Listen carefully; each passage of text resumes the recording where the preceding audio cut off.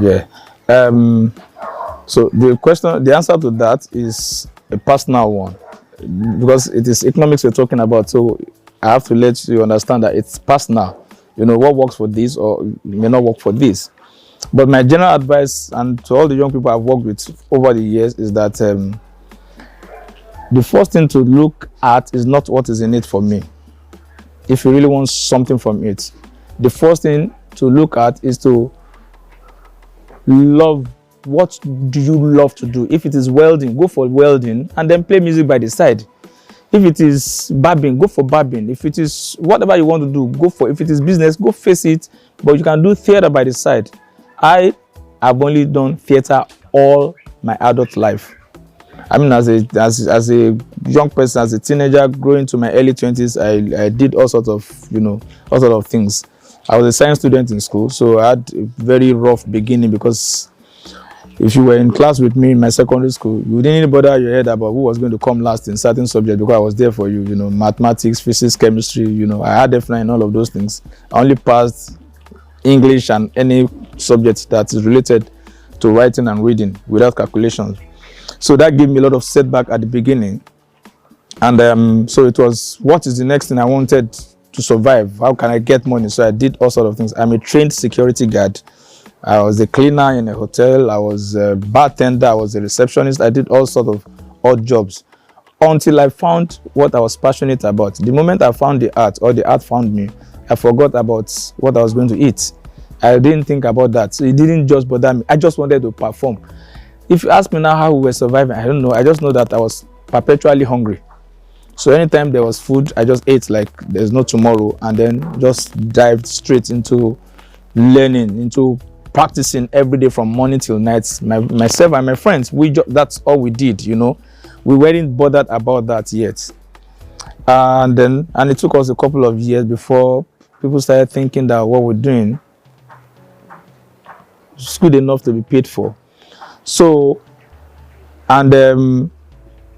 if to make it economically viable is first and foremost to be very, very good at it, because art is a commodity too. It's a service that is required by every living soul. So if you are so good, they're going to come for you. It may take time. And if you think you're going through anything that art is not economically viable, go into the banking sector, go into law, go into medicine. You'll see the challenges are there all over. So so when people say, I mean, you wake up some mornings, you have no dime on you, but this is not a strange experience to anybody in the society. It's a common thing. So if you're thinking economic viability, you must think of artistic perfection, you know. So the trick is that we stayed at it. I've never done anything since I started the art, nothing. Maybe now I've started rearing turkeys and fishes, you know, to diversify my income, but I'm just enjoying myself. The things I rear and the things I do are the things I can consume myself, you know. But the realistic, it's just that it has it's seasonal. It has its dry period. That's when passion will come to fore, you know. And because when there are no shows happening, you dare not sit down. You must keep practicing. You must keep working. You must keep, as a dancer, your body must be in form. You must keep reading. You must keep finding out things. And you don't have a show, and you wake up in the morning to go, and we're not rehearsing today because we just the festival ended on Sunday. You know, they say, come on, let's have a week and let's chill out. And within that week, people have gone to do some other things. You know, what you get what I'm saying? So you just keep working. You just keep working. And like my principal in secondary school would tell us, he said, Abraham Lincoln owns the quote, I'll study and get ready, and by and by my chance will come. So money will come. If it comes, fine. If it doesn't come, if it's your passion, just stay there. If it's not your passion, go look for something else. I saw an interview of Wole Soyinka, and that became instructive after my university days, you know, where they asked him, sir, when did you start making money as a writer? And he said, well, I wasn't thinking about bread and butter when I started. No, sir, tell us, when did you start making money?